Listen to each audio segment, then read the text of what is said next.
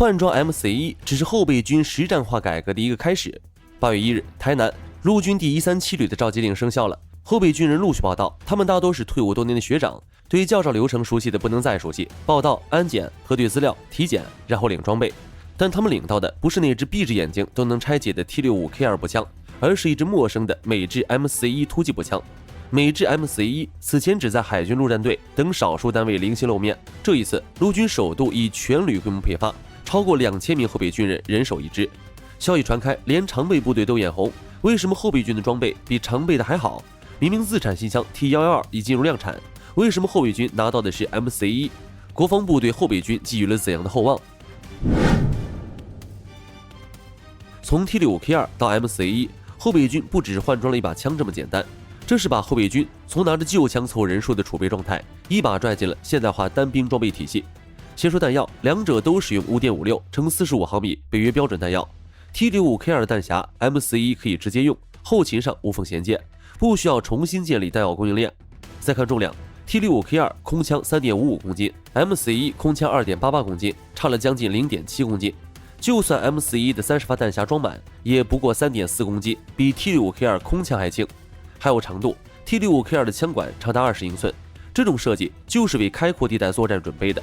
但 MC1 的枪管只有 14.5 英寸，这意味着任何需要快速出枪、快速转向的狭窄空间里 ，MC1 都比 T65K2 灵活得多。比如城镇街巷、建筑物内部，而台湾的防御场景恰恰就是城镇与滩岸。那么谁更适合台湾的战场？答案已经很明显了。还有射击模式 ，T65K2 采用半自动加3发点射，扣一下扳机打3发，然后必须再扣一下。MC1 则是半自动加全自动，需要压制火力的时候扣住扳机不放，火力可以持续输出。在近距离交火中，全自动的压制能力不是3发点射能比的。但最根本的区别在于一个词：模块化。T65K2 诞生于1987年，那个年代的步枪设计逻辑是：枪造好了就这样用，瞄准具是固定的机械瞄具，枪管下方想装个握把没地方装，想换不同倍率的光学瞄镜不可能。MC1 完全不同，它采用平顶型机匣，顶部标配美军标准的1913皮卡丁导轨，这是一条国际通用的战术接口。ACOG 光学瞄准镜、垂直握把、战术灯、激光指示器，一切现代步兵需要的战术配件，通通可以直接装上去。比起 T65K2， MC1 已经不算一把枪了，而是一个武器平台，随时可以根据任务场景切换角色。白天装红点打近距离遭遇战，晚上换热成像打夜战，巷战加个战术灯清房间，全在一支枪上完成。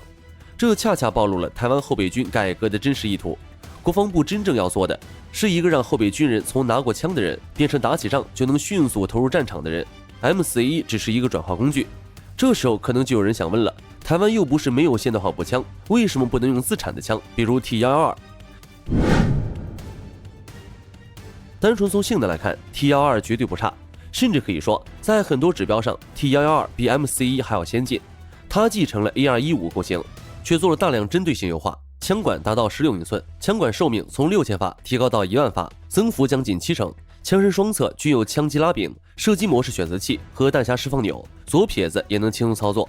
至于 MC1 的皮卡丁导轨 ，T112 也有，也是想装就能装。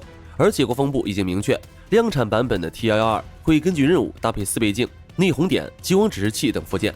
这说明 T112 已经从研发产品正式变成台湾自己的制式换装项目。既然 T112 性能这么能打，为什么后备军人手里的不是 T112， 而是美制 MC1？ 答案在于两个装备承担的任务不一样。T112 解决的是长期换装， MC1 解决的则是眼前的装备补充与训练衔接。T112 再好，产能是有限的。2025年至2029年，国防部计划采购86114支，这是优先供应陆军一线主战部队和宪兵，后备部队不在优先名单上。按照正常流程，后备军要等到什么时候才能拿到 T112？ 可能是2028年，也有可能会更晚。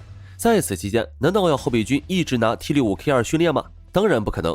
2026年1月，国防部长顾立雄公开表示，台湾会通过美国军援、国产生产以及必要外购等多条渠道，同时补充部队装备，目的就是尽快让常备和后备部队获得适合的单兵装备。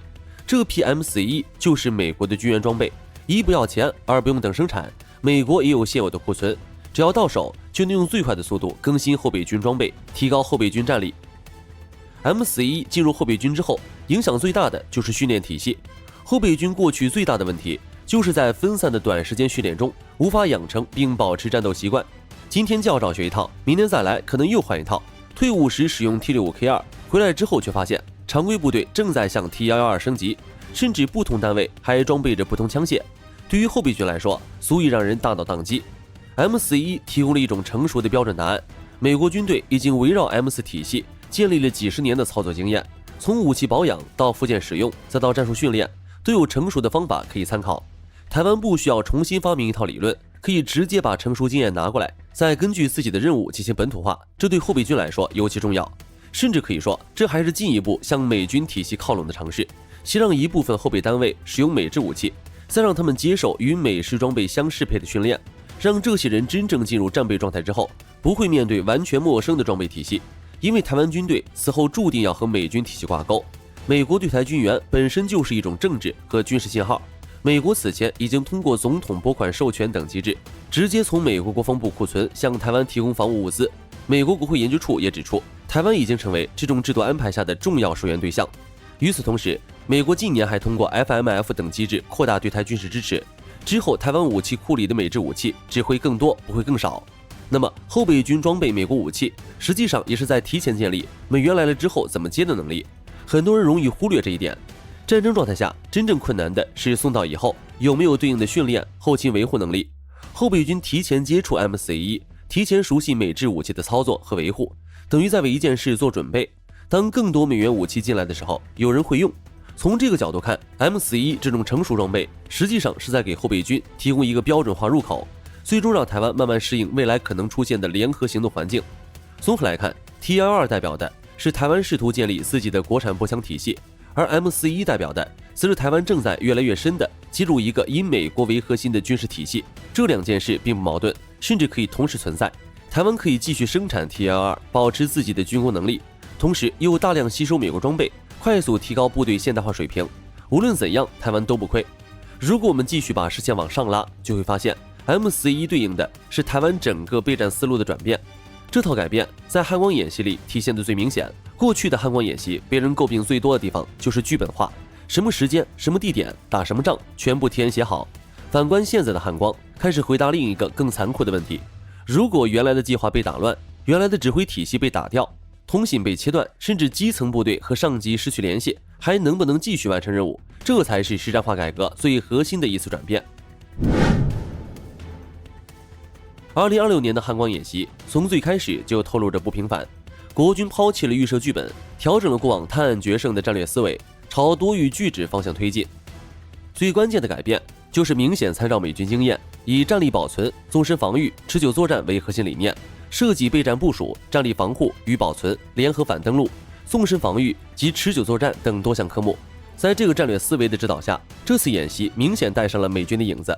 首先是引入了去中心化指挥制。过去的传统军队很容易形成一种习惯，上级下命令，下面等命令，所有事情都要层层请示。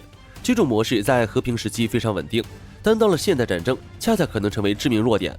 因为敌人第一轮攻击很可能就是指挥中心、通信节点和关键设施。如果所有决定都集中在几个核心指挥所，那么指挥中心一旦被打掉，下面的部队行动就可能出问题。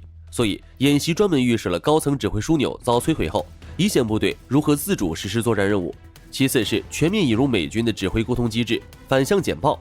这个机制要求上级下达命令以后，下级不能只回答一句收到，必须把自己理解到的任务重新讲回去。你让我完成什么任务？我的目标是什么？我准备怎么执行？我需要什么资源？如果情况发生变化，我准备怎么调整？确认上下级真正理解的是同一件事情。这个机制过去是美军长期训练体系中的常见做法，现在被正式放进汉光42号，改变的是整个指挥文化，因为它逼着基层指挥官从等命令的人变成理解任务的人。但到这里还没有结束，因为理解任务不等于真的会执行，所以接下来还有一步，计划预演。同样是美军惯用的机制，部队要提前把任务走一遍，兵力部署、后勤、通讯、情报等系统都必须提前进入预演。于是战争训练就发生了一个非常明显的变化。过去的演习是把一套正确答案演出来，现在开始变成提前把错误答案暴露出来，直到形成一套真正可以在战场上使用的方案。但现代战争还有一个问题，你凭什么知道下一步该怎么做？答案是情报。这一次汉光演习首次把情报单位正式纳入演练编组，也就是说，情报开始直接进入作战决策流程，敌情变化，情报跟着变化，指挥官调整判断，基层部队调整行动，这才形成真正的作战循环。战略思维和演习机制都变了，兵力结构就要跟着调。台湾现在最担心的是战争打响之后，有人倒下，后面的能不能补上去？后备部队补上去之后能不能打？所以这一次汉光演习已经变成了全体系的压力测试，尤其针对后备军。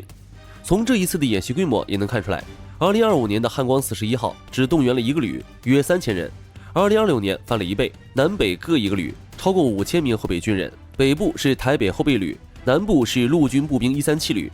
这是汉光演习史上第一次有2个后备旅同时进入全动员状态，训练制度也在同步调整。